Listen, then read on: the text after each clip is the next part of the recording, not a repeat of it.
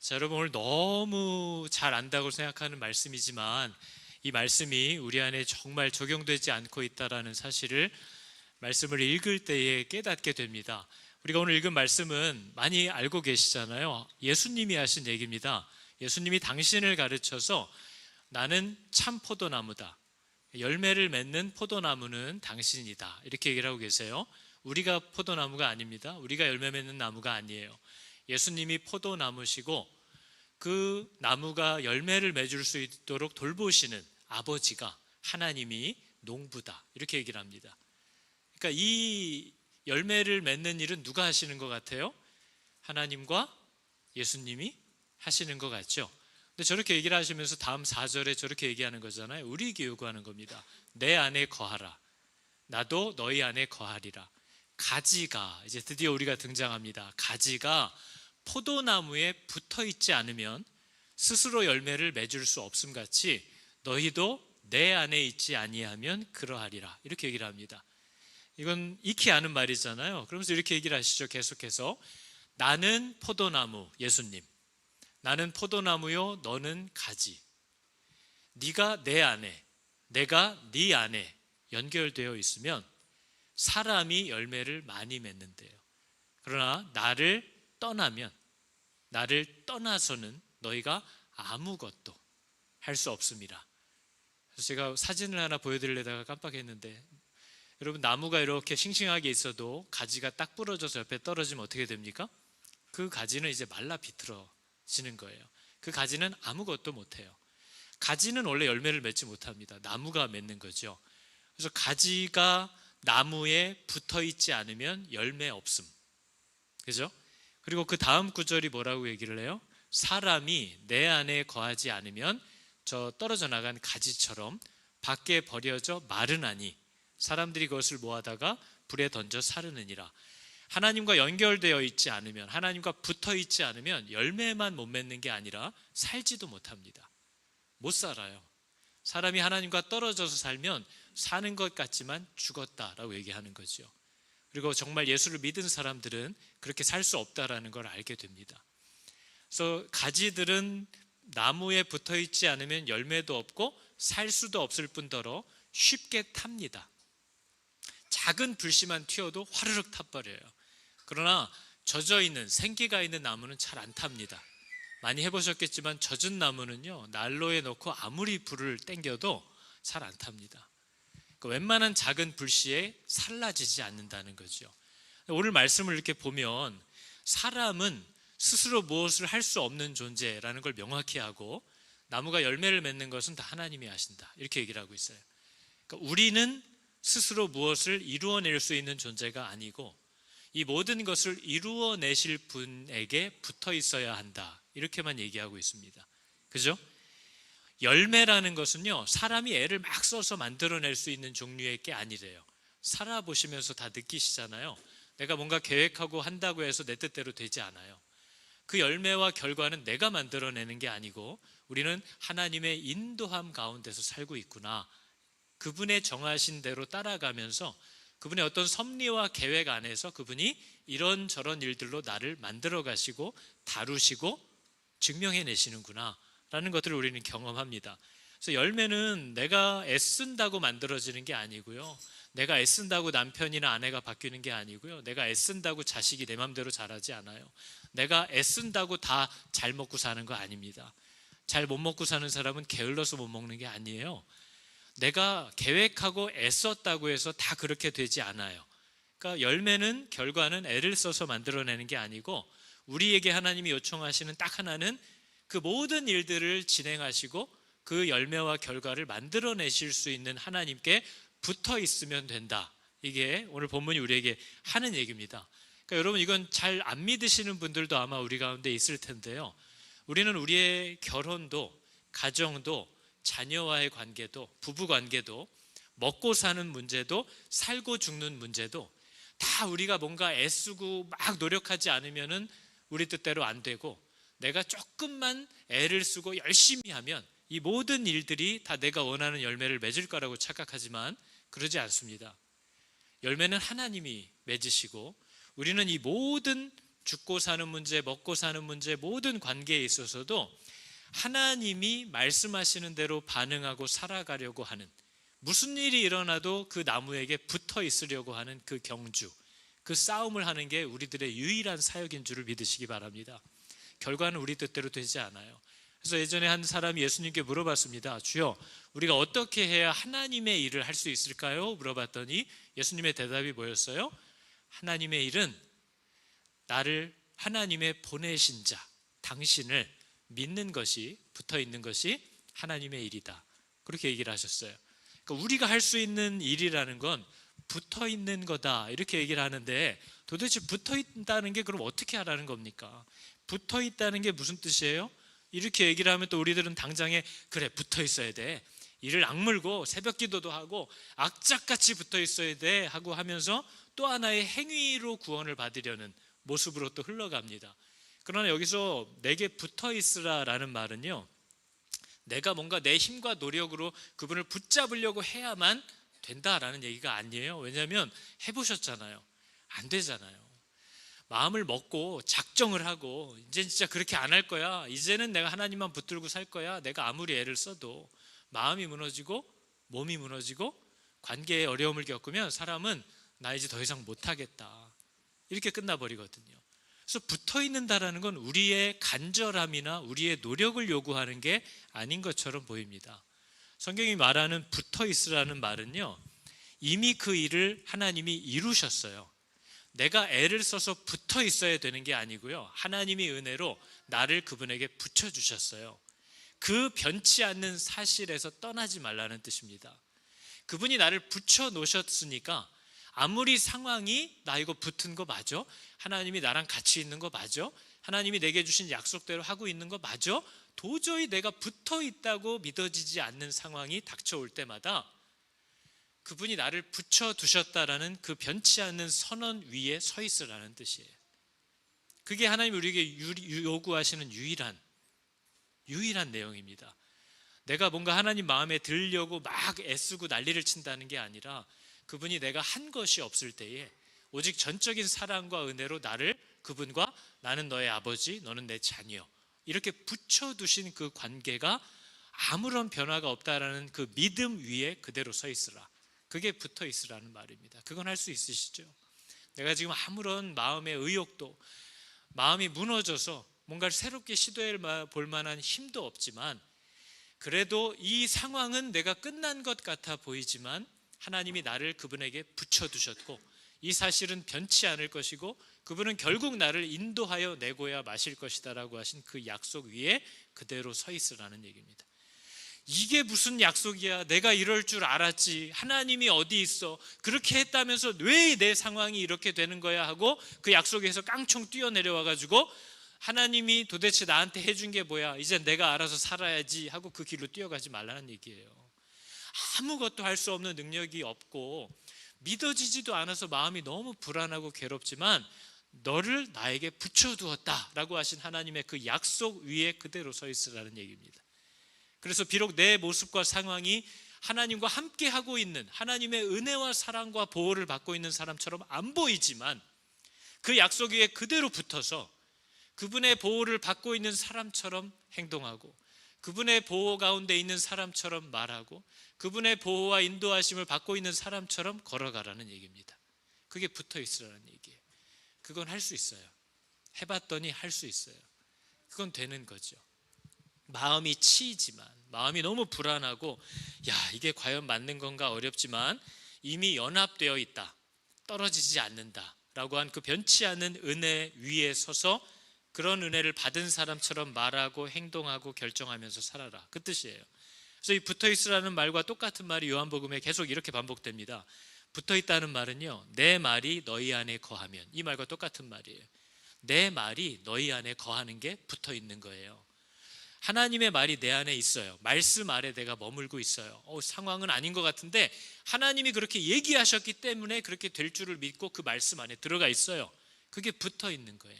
그 말씀을 받아들이고 있고 말씀 아래 머물고 있고 말씀 아래에서 사는 거고 그 말씀의 지배를 받고 있는 거죠. 그래서 여러분, 저는 물어보고 싶은 거예요. 여러분들 가운데 말씀의 지배 아래 있다는 것, 하나님의 다스림 아래에 있다는 것, 내가 여전히 그분에게 붙어 있다라는 뜻은 뭐냐면요, 내 생각과는 다르지만 하나님의 말씀이 이렇기 때문에, 말씀 때문에 내 생각을 꺾는 일이 있나요, 여러분? 말씀이 이렇게 얘기하기 때문에 내 생각을 꺾어요. 우리는 보통 내 생각과 다르면 말씀을 꺾거나 집어치우거든요. 근데 예수에게 붙어 있다는 말은 말씀 때문에 내 생각을 꺾고, 말씀이 이렇게 얘기하기 때문에 내 우선순위를 바꾸고, 말씀이 이렇게 얘기하기 때문에 내 방향을 바꾸는 것, 그게 말씀의 지배를 받는 거고, 그게 말씀에 붙어 있는 거예요. 그게 이 나무에 붙어 있는 것, 순종이라고 우리가 보통 얘기를 하는 거죠. 그래서 여러분, 가지는요, 가지는 스스로 아무것도 못합니다. 가지는 뿌리가 끌어올려주는 물을 그대로 통과시키기만 하면 돼요. 자기가 뭐 이래라 저래라 하면 안 돼요. 이 가지는 나중에 열매가 열렸을 때 그걸 매달고 있어야 되는 애잖아요. 그래서 이 가지는 나무가 어련히 알아서 물과 양분을 끌어올려주겠어요. 그러면 그대로 통과만 시켜주면 돼요. 토달지 말고. 그런데 우리 나무 가지들은 맨날 뭐라고 해요? 이렇게 물을 쭉 이거 먹어야 돼 하고 뿌려 올려주면, 잘 때 먹으면 얼굴 부어요. 그러면서 안 받고, 그죠? 이거 짠 거 먹으면 또 뭐 안 좋아요. 신장이 안 좋대요. 안 하고. 하나님이 뭔가를 명령하면 사사건건 토를 달기 시작해요. 열매가 없다는 거예요. 그런데 하나님이 올려보내주시는 것이, 야, 이거 물을 과연, 물인데, 흙에서 빨아들인 물인데 이거를 가지 끝으로 보낸다고 그 달콤한 열매가 나올 수 있어? 의심이 되죠. 이해가 안 되죠. 그러나 하나님께 순종해서 가지가 보내준 물을 그대로 통과만 시키면 그 물이 변하여 뭐가 되는 거예요? 그 향긋한, 그 달콤한 맛이 나는 포도즙이 되는 거예요. 사과가 되는 거예요. 체리가 되는 거예요. 귤이 되는 거예요. 지금도 물이 변하여 포도주가 되는 기적은 지금도 일어나요. 언제요? 물 떠온 하인들만 알듯이 하나님이 명하셨을 때 그대로 순종하면 상상할 수 없는 일이 일어나는 거죠. 아니 뭐 포도나무가 포도즙을 만들려고 델몬트 주스를 뿌리는 게 아니잖아요. 달콤해지라고 설탕을 뿌리는 게 아니에요. 하나님이 주시는 것을 통과시키면 놀라운 열매가, 스스로 할 수 없는 게, 물질 자체가 바뀌는 변화가 그 나무 안에서 일어나는 줄을 믿으시기 바랍니다. 그게 우리의 인생과도 똑같습니다. 믿어지지 않아요. 이런 걸 한다고 이런 결과가 나타나? 안 믿는 거죠. 그러나 하나님이 가지에게 요구하는 것은 내가 주는 것을 받으라는 거예요. 지나가게 하라는 거예요. 통과하게 하라는 거예요. 그 안에 있으라는 거예요. 그러면 물이 변해서 포도즙이 생기는 이 변화가 지금도 일어납니다. 그래서 우리가 지난 묵상에도 나눴지만, 저는 우리들 가운데 시간도 하나님의 말씀하신 대로 사용을 안 해요. 우선순위를. 돈도 하나님이 말씀하신 대로 사용을 못해요. 자기에게 주신 기회와 은사도 하나님의 우선순위대로 사용을 하지 않아요. 그런데 I'm Christian, 나 믿는데요, 난 하나님을 믿는다라고 말해요. 이 말은 그 사람이 하나님을 믿는다는 게 무슨 말인지를 이해하지 못하고 있다는 뜻이에요. 하나님을 정말 믿으면요, 그분이 내게 얘기하시고 명령하시는 그 모든 것들이 내가 이해를 못하는 것뿐이지 이분이 맞아라는 그 믿음 때문에 그분이 말씀하신 대로 살아갈 수 있는 힘을 얻게 됩니다. 그러나 아무것도 하나님의 말씀대로는 안 해요. 왜요? 불안해요. 이렇게 한다. 이 세상이 어떤 세상인데, 하나님이 진짜 세상 물정을 몰라. 하나님이 교회에만 계셔서 그런지 우리 회사 그 열심히 일하는 사람들이 지금 상태가 어떤지를 몰라. 그래서 하나님을 안 믿어요. 하나님의 말씀이 어리석어 보여요. 하나님의 말씀은 2000년 전 거야. 지금 시대엔 안 맞아. 그러면서 하나님을 믿는데요, 자꾸. 그런 믿음은 성경이 말하는 믿음과 전혀 다르다는 걸 얘기하고 있어요. 하나님을 믿는다는 건 이분이 더 잘한다는 거예요. 이분이 옳다는 거예요. 그걸 내가 정말 믿게 되었다는 거죠. 그래서 이 믿음이 없이 하는 모든 행동을 우리가 종교 생활이라고 하는 거예요. 믿음은 없는데 이런저런 일들을 하려니까 너무 힘든 거죠. 종교 생활의 특징은 나의 수고예요. 나의 헌신이고, 종교 생활은 나를 희생하는 시간이에요. 나를 갈아내는 시간이에요. 그러니까 지치죠. 신앙 생활은요, 하나님을 사랑하게 되었고 하나님을 믿을 수 있게 되어서 나오는 행동이에요. 하나님을 사랑하게 되어서 나오는 언어예요. 하나님을 신뢰하게 되었기 때문에 바꿀 수 있는 방향이에요. 그렇기 때문에 신앙생활은 나를 갈지 않아요. 그 신앙생활은 나를 견고하게 해요.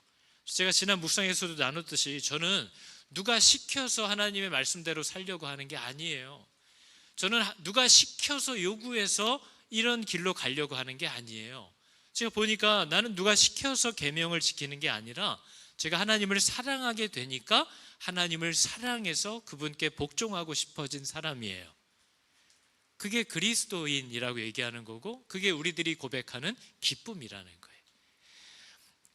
예수님을 사랑하게 되니까 여러분 말씀대로 사는 거 힘들잖아요. 말씀대로 사는 거 너무 힘들어요. 힘들죠. 근데 말씀대로 못 사는 것도 힘들다는 걸 알게 되는 거예요. 사랑하게 되니까요, 그 사랑하는 사람의 바램을 모르는 척하기가 어려워요. 내가 사랑하게 된 분의 부탁을 거절하는 게 힘들어요. 제가 뭘 아무리 중요한 일을 한다고 해도 우리 아이들이 부탁하는 거 못 해줄 때가 있거든요. 우럴수가 10시에 문 닫는데 9시 58분에 전화해서 이걸 사오래요. 내가 뭐 어떻게 하라는 거예요. 아빠 못 가, 늦었어, 좀 일찍 전화하지 하면서도 가는 내내 마음이 좀 찜찜해요. 이 녀석 좀만 일찍 얘기했으면 아빠가 사갈 수 있는 건데 늦게 얘기해가지고 얘는 지금 뭔가를 하고 싶었는데, 먹고 싶었는데 그 못 들어주는 게, 야, 안 되는 걸 그따위로 얘기를 해가지고 하고 그냥 끝나는 게 아니라 내 마음이 두고두고 찜찜해요. 걔가 그걸 딱 먹고 싶었는데 그걸 못 해줘가지고 마음이 불편해요. 하나님을 사랑하게 되면요, 그분의 바램, 그분의 부탁, 그분이 내게 요청하고 계시는 것, 그거를 못하는 게 괴롭다는 걸 경험하게 됩니다. 말씀대로 사는 것만 힘든 게 아니고요, 내가 사랑하는 분의 뜻대로 살지 못하는 게 괴로워요. 그게 내 마음이 편하지도 않고 기쁘지도 않고 그렇게 행복하지도 않아요. 그분 뜻대로 살지 못하는 게, 내가 사랑하는 자의 마음을 기쁘게 하지 못하는 게 어떤 고통인지를 알게 됩니다. 그걸 우리가 신앙생활이라고 하는 거예요. 목사님이 하도 뭐라고 그래가지고, 어떤 집사님은 저렇게 하고 있는데 나만 또 비교가 돼가지고, 이런 종교생활 말고요, 내가 너무 좋아하고 사랑하는 분의 뜻대로 살고 싶은 마음, 거기에서 오는 근심, 거기에서 오는 괴로움, 거기에서 오는 때로는 자책감, 이런 것은 복이고 은혜고 나를 죽이는 게 아니라 나를 살리게 만드는 은혜들이에요. 그걸 얘기하고 있는 거죠. 예전에 한번 방송에서 정신과 전문의가 한 명 나와서요, 패널들한테 이런 질문을 했어요. 여기 결혼한 지 2주 된 부부가 있고 결혼한 지 한 20, 30년이 넘은 부부가 있어요. 누가 서로를 가장 잘 알까요? 이렇게 물어봤어요. 그러니까 다 패널들이 그러겠죠. 오래 산 사람, 오래 산 부부가 서로를 제일 잘 알죠. 그러니까 이제 이분이 이 두 부부에게 질문을 했어요.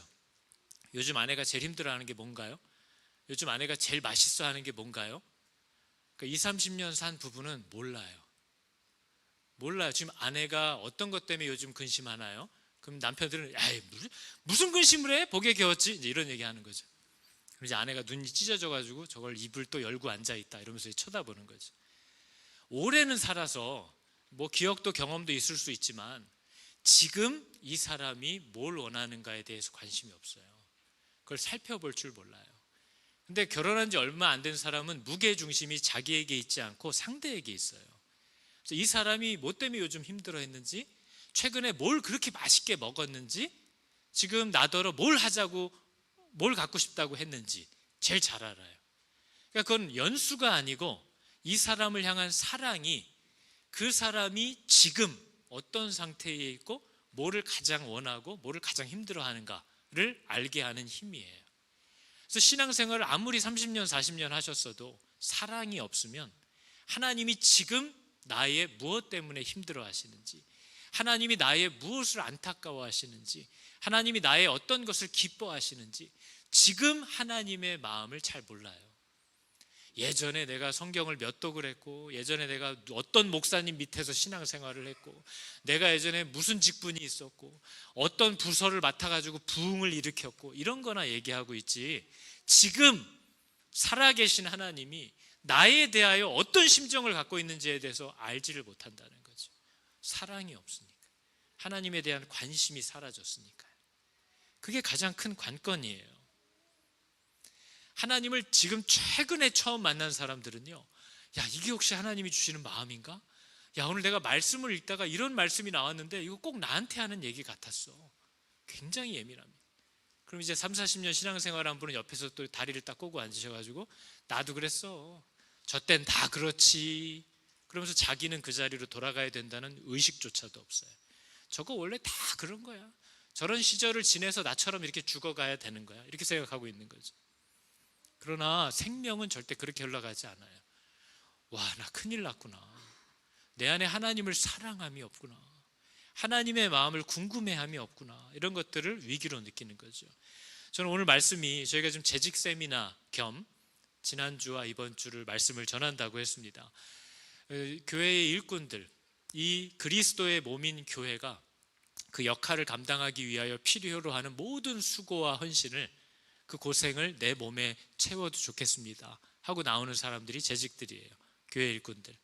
그런데 이 교회 재직들의 가장 큰 필요는 뭐겠어요? 이 일들을 감당하려면 하나님을 떠나면 안 돼요. 그분 안에 있어야 되고, 그분과 함께 있어야 되고, 그분에게 붙어 있어야 돼요. 그분이 내게 주신 약속들 위에 서 있어야 돼요. 그러려면 당연히 그분의 말씀과 약속들을 주야로 이마와 손목에 붙여놓고 살펴야 되는 거죠. 그러나 교회 일꾼들이 이 일을 하지 못한다는 거죠. 저는 교회에서 정말 자신의 어떤 경험과 지식과 이런 열심으로 일들을 하려는 분들을 만납니다. 그분들에게 저희가 교회의 재직들에게도 항상 요청하는 건 뭐밖에 없어요? 당신과 하나님과의 관계, 살아계시니까 당신이 알아들을 수 있게 말씀해 주시는 겸손한 하나님이시니까 못 알아듣겠어요. 읽어도 뭔지 모르겠어요. 그런 느낌이 들 수 있지만 하나님은 뭐라고 얘기하셨어요? 하나님은 어린 아이도 알아듣게 말씀하실 수 있고, 공부를 못한 산골에 사는 할머니도 이해할 수 있도록 말씀하시는 겸손한 하나님입니다. 그러니까 자꾸 읽어도 모르겠어요. 나 성경을 많이 못 읽어서 설교를 들어도 이해가 안 돼요. 자꾸 앞에다 이렇게 쉴드 치지 마시고, 내가 알아듣게 얘기하시는 그 겸손한 하나님이 살아계셔서 나를 통해 일하겠다고 하시면 날마다 그분의 임재 앞으로 나아가셔서 당신과만 독대하는 시간을 꼭 갖고 말씀 앞에 서서 그걸 당신이 읽던 그 말씀이 나를 읽게 하던, 내가 그 말씀이 이해가 되던 이해가 되지 않던, 주님 앞에 가서 부르셨느냐고, 그리고 내게 말씀하여 달라고 그 앞에 서 있으셔야 합니다라는 걸 계속 요청하는 거죠. 근데 모든 재직들 가운데 이것을 이해하면서 나오는 분들이 있고, 여전히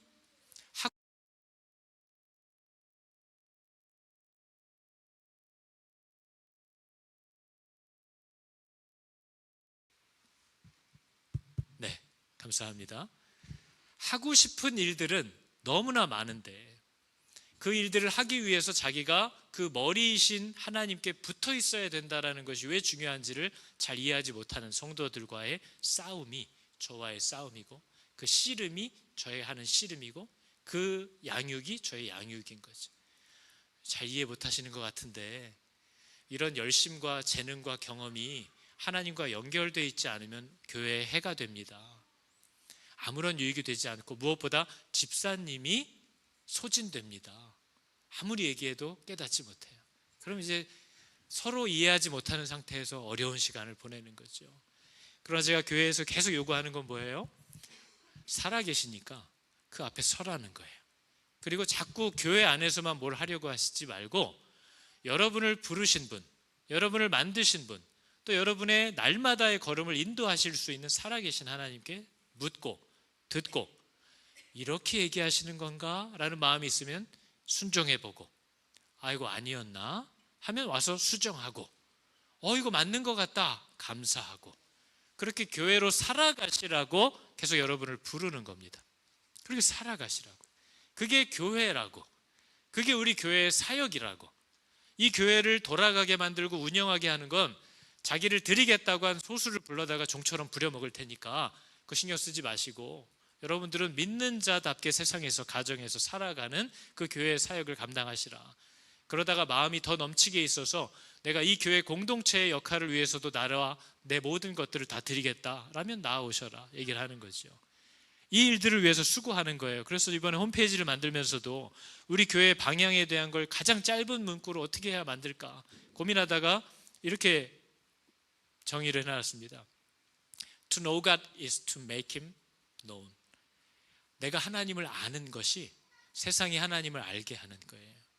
내가 먼저 하나님과의 관계를 누려가고 그분이 주시는 기쁨 가운데 그분의 인도함을 받아 살기 시작하면 세상은 그걸 보면서 하나님을 알게 돼요.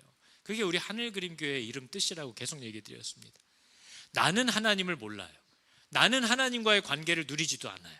신앙생활을 오래 하는데 무릎 꿇고 하나님 앞에 앉아서 아버지 불러본 적이 지난 2026년 되고 한 번도 없었던 분들 손 들라고 할까 말까 지금 진짜 많아요. 아빠라고 불러본 적도 없어요. 하나님 불러본 적도 없어요. 맨날 근심하고 고민하는데 그걸 놓고 하나님께 나아가 기도해 본 적도 없어요. 성경을 펴본 적도 없어요. 펴보시라고 이렇게 정해가지고 우리 교회는 매일매일 성경 같은 본문으로 전 세대가 같이 가고 있는데도 그냥 누가 보내주는 말씀이나 하나 읽으면서 아 이분 좀 웃기게 쓰네 이런 건 하고 앉아있지, 자기가 그 살아계셔서 말씀하시는 하나님의 임재와 약속을 믿고 그 앞에 나아가서 엎드린 적이 없는 사람들 우리 가운데 많은 거죠. 근데 그렇게 살면서 교회에서 무슨 일을 한다, 애들을 가르친다, 소용없다는 거예요. 그건 오히려 하나님을 오해하게 만들고 욕먹게 하고 교회의 질서를 무너뜨릴 거라고 계속 얘기하는 겁니다. 무엇보다 여러분이 넘어질 거라고 얘기하는 거죠. 그래서 뭐예요? 내가 하나님을 아는 것, 이건 지식만 얘기하는 게 아니에요. 내가 정말 하나님을 알고 그분과의 관계를 시작하는 것, 그게 세상이 하나님을 알게 하는 능력이에요. 그리고 우리 교회 사역이 계속 뭐라고 얘기했어요? 하나님이 우리를 왜 부르셨냐면요, Call to worship God every day and everywhere. 우리는 그냥 하나님이 나를 보내시고 살게 하시는 하루하루 모든 일상의 자리에서 하나님을 예배하는 거예요. 그분의 뜻대로 순종하면서 살아가라고 우리를 부르신 거예요. 그러니까 우리의 부름은 일상에서 하나님을 믿는 자답게 그분에게 순종하면서 일들을 해나가시고 관계들을 만들어 가셔라. 그게 우리의 부름입니다. 그러면 세상이 우리를 보고 하나님을 알게 될 거라고. 그리고 그 열매와 결과는 오직 하나님만 하실 수 있는 거라고 얘기하는 거죠. 그래서 우리 교회 양육의 방향도 제가 계속 지난 안식월 가운데도 정리한 게 그거예요. 우리가 이런저런 양육들을 계속해서 해왔고 신방도 하고 계속 해왔지만 이 양육의 목적이 뭐냐? 그러면은 하나, 두 개밖에 없습니다. 하나는 내가 교회라는 사실을 깨닫게 하는 거예요. 그분이 나를 부르셨잖아요. 교회의 의미는 그리스도를 따라서 사는 사람이라는 뜻입니다. 교회. 머리가 그리스도예요. 그분의 말씀을 따라서 살아가기 시작한 사람, 교회라고 부르는 거예요. 그래서 우리가 하나님이 사람을 보내주시면 나는 교회인가? 나는 그리스도를 신뢰하게 되었나? 나는 그분의 말씀을 따라 그분의 뜻대로 인도함을 받아 사는 것을 기뻐하는 자가 되었나? 그렇게 마음이 정해졌나? 그거를 생각해 보게 하는 거예요. 말씀으로. 양육을 하면서 내가 하나님을 믿는 자라고 할 수 있겠는가? 그리고 나는 믿는 자가 되었는가? 믿는 자란 뭔가? 교회는 뭔가? 교회는 과연 어떻게 사는 사람이라는 뜻인가? 이런 것들을 고민하는 과정이 우리 교회 양육의 모습이고, 여기에서 한 발 더 나아가야 한다고 제가 계속 얘기했고 정리했던 내용이 이제 이런 겁니다. 이제는 실험을 해야죠. 이제는 순종해 가야죠. 아, 내가 교회구나. 내가 어떤 은혜로 보지도 못한 바 예수 그리스도를 사랑하게 되었구나. 내가 이분을 따라 살고 싶어한 마음이 내 안에 나타났구나. 그럼 이제 이 사람은 교회로 살기 시작해야죠. 어디서요? 자기 일상 속에서요. 그래서 이제 실험해 보는 거예요. 저희가 랩이라고 한 건 실험실이라는 뜻이에요. 하나님이 이런 마음을 주시는 것 같다. 그리고 내가 받은 은사와 방향은 이런 것 같구나. 나를 보내신 자리에서 뭘 하라고 하시는 걸까 하는 것들을 찾아서 순종해보고 그 결과들을 가지고 오는 거죠. 아, 했더니 너무 좋았다. 혹은 했는데 생각처럼 되지 않더라. 그런 것들을 가지고 와서 함께 나누고 위에서 함께 기도하고 서로의 필요를 살피고 중보하면서 다시 그의 삶의 예배의 자리로 돌려보내는 것. 그게 목장 모임의 내용이어야 한다고 얘기를 하는 겁니다. 목장으로 모이면 그런 얘기하라고 하는 거예요. 내가 하나님이 이렇게 말씀하시는 것 같아서 이렇게 해봤는데 너무 좋더라. 혹은 생각처럼 안 되더라. 너무 힘든 한 주를 보냈다. 위에서 같이 평가할 필요 없어요. 우리가 뭐라고 평가를 합니까? 하나님이 말씀하시길래 했다, 하지 않았다, 했는데 좋았다, 했는데 끔찍했다. 위에서 같이 기도해주고 아이디어들이 있으면 서로 나누고 또 그를 다시 축복해서 보내고, 그게 목장 모임이 되면 만나면 벌써 이 독립운동하는 동지들끼리 눈물이 줄줄 흐르고 앉아서 찬양이 시작만 돼도 마음이 울리기 시작하실 거예요. 왜? 우리들이 교회니까요. 교회로 살게 하는 저 과정을 이제 계속해서 도와드릴 거예요. 그래서 저는 저희 교회의 다음 세대들의 양육도, 다음 세대들을 저는 믿는 아이들이라고 단정하고 싶지 않습니다. 저희 집에서도 많이 보거든요. 아무리 목사 사모 집에서 태어나도 이 아이들이 그리스도를 인격적으로 만나고 그분을 나의 하나님이라고 부르게 되는 일은 하나님의 은혜가 없으면 안 돼요. 그 자리에 있었다고 저절로 되는 게 아닙니다. 근데 그런 아이들이 부모 덕분에 혹은 친구 덕분에 이 교회에 왔는데, 이 교회에 오면 일단 어떻게 해야 되는 거예요? 일단 교회에 출석을 하면 잠정적 성도, 신자로 딱 규정을 해버리고, 이 아이들에게 너 믿는 아이인데 기도해야지, 너 믿는 아이인데 찬양을 좀 크게 해야지, 너 믿는 아이인데 새로운 애가 오면 인사해야지, 너 믿는 아이인데 설교 시간에 졸면 안 되지 하고 믿는 아이로 행동하게 만드는 일을 자꾸 하니까 이 아이들은 아직 모르겠는데, 도저히 믿는 아이로 한 15년을 살다 보니까 이제 선생님 앞에서 설교를 듣다가 궁금한 게 생겨도 이런 걸 내가 물어보면 또 안 되겠지, 교회의 발전과 방향에 지장을 주겠지, 애들의 마음을 흔들겠지 하고 궁금해도 말을 못하는 거죠. 저는 교회 학교가 이렇게 되는 것이 절대 건강하지 않다고 생각합니다. 교회 학교에 오는 아이들은 잠정적인 구도자들이에요. 도를 찾고 있는 아이들이에요. 정말 하나님이라는 분이 계시며 내가 의지할 만한 분인가를 묻고 싶은 거예요, 아이들은. 그래서 저는 교회 학교가 오면 누군가 신앙생활을 하는 어른들을 흉내내는 걸 배우게 하는 것이 되기를 원치 않습니다. 교회 학교에 오면 아이들은 정말 하나님이 실존하는 분이냐, 저 말씀이 내가 듣기에는 이런데 왜 그렇게 얘기를 하는 거냐라는 것에 대해서 질문을 할 수 있는 곳이어야 됩니다. 그래서 교회 학교는 실험실 같은 곳이어야 돼요. 열린 장터 같은 곳이어야 돼요. 우리 믿는 성도들이, 교사들이 그 아이들의 믿지 않는 세상 속으로 들어가서 그 아이들에게 믿는 게 뭔지에 대해서 보여주고 그 아이들의 질문에 대해서 함께 고민하고 기도해주는 전도자들이 돼야 되는 거죠. 그래서 다음 세대 학교의 이름은 저렇게 되는 거예요. Next Generation Church Lab 해서 다음 세대 교회는 실험실이어야 돼요. 이 자리에 와 있는 아이들의 질문을 들을 수 있어야 되고, 그리고 우리가 갖고 있는 바 복음의 능력이 무엇인지를 아이들에게 전달해 주면서 그것이 각 아이들에게 어떤 일들을 벌이고 있는지 교사들이 주목을 하고 그 아이들에게 맞게 고민을 하고 그 아이에게 필요한 것들이라고 생각되는 것을 시도해보고 좋으면 지속하고 아니면 수정하고, 그런 실험실이 되어야 한다라고 얘기를 하는 거죠. 그 부분으로 계속해서 하나님이 살아계시다고 말은 하지만 우리는 연간계획을 우리끼리 알아서 다 짜고 예산도 딱 정해놓고 이 안에서만 쓰자라고 규정을 해버리면 하나님이 갑자기 무슨 일을 시작하시거나 갑자기 생각지 못했던 일을 하실 때는 예산이 없으니까 안 되는 거고 계획이 없으니까 안 되는 거예요. 그걸 교회라고 할 수 없죠. 교회는 머리에게 순종해야 되는 것인데, 그래서 우리는 늘 물어야 된다는 거예요. 늘 이 실험실에 담당자들이 또 사역자들이 팀이 되어서 함께 교회를 돌아보는 거죠. 그래서 제가 우리 사역자들한테도 부서에 들어가서 담당자로 사역하지 말아라, 부서에서만 들어가서 사역하니까 전체 사역도 경험할 일이 없고 부서 사람들과만 있다가 우리 교육자들은 언젠가는 다 개척을 하든지 청빙을 하든지 교회를 세우러 나가야 되는 분들이에요.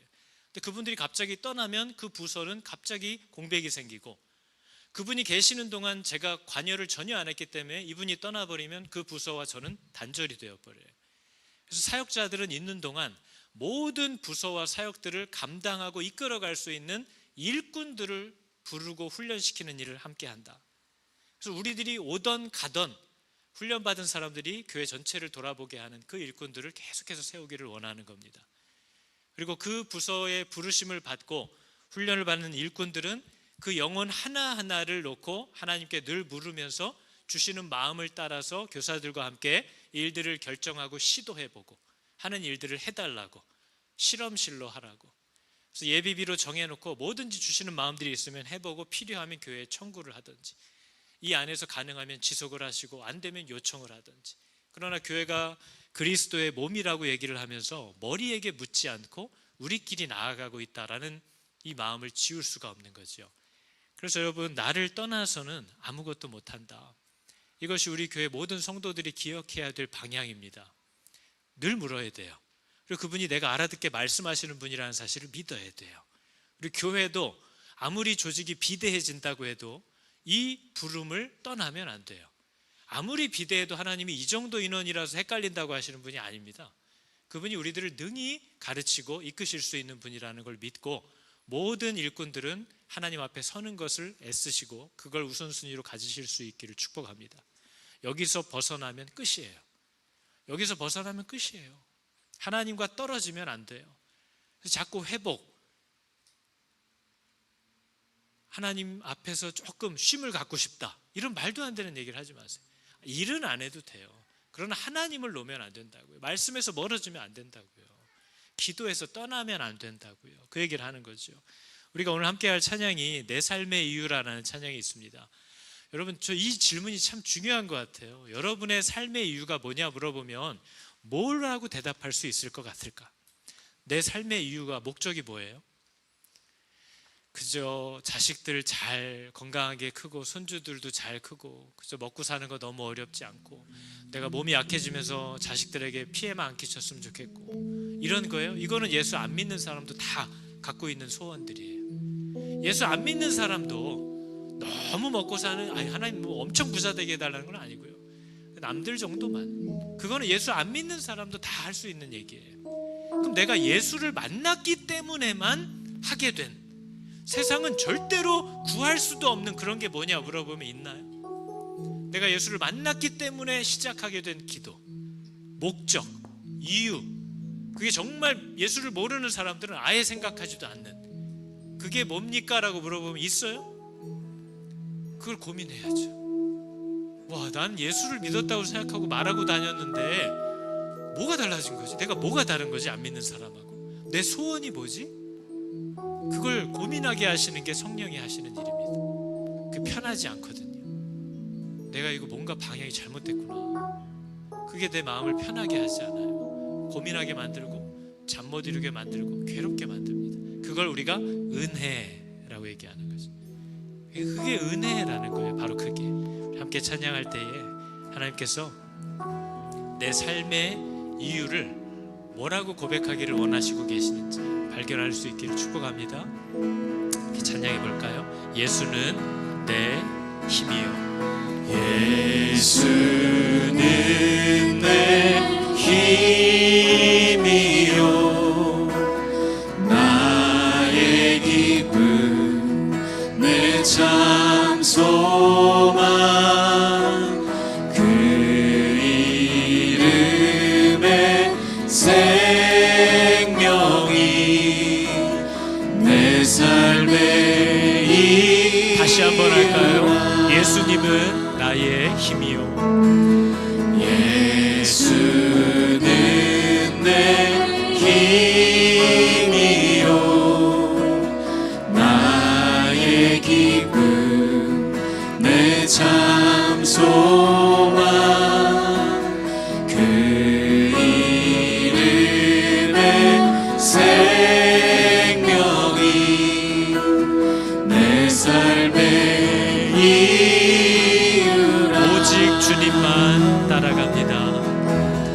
오직 주만 따라갑니다. 오직 주만 높임 받으소서. 내 평생에, 내 평생에 그 이름을, 그의 선하심을 세상에 노래합니다. 그 이름에 크신 능력, 영원한 생명이 내 삶에. 내가 사나 죽으나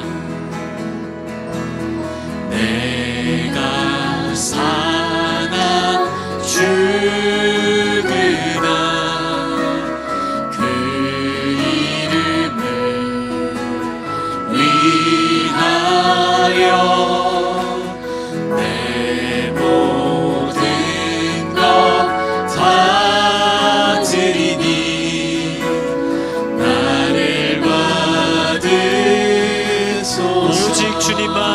따라갑니다. 오직 주만 따라갑니다. 오직 주님만, 오직 주만 높이 받으소서. 내 평생에 내 평생에 그 이름을 그의 선하심을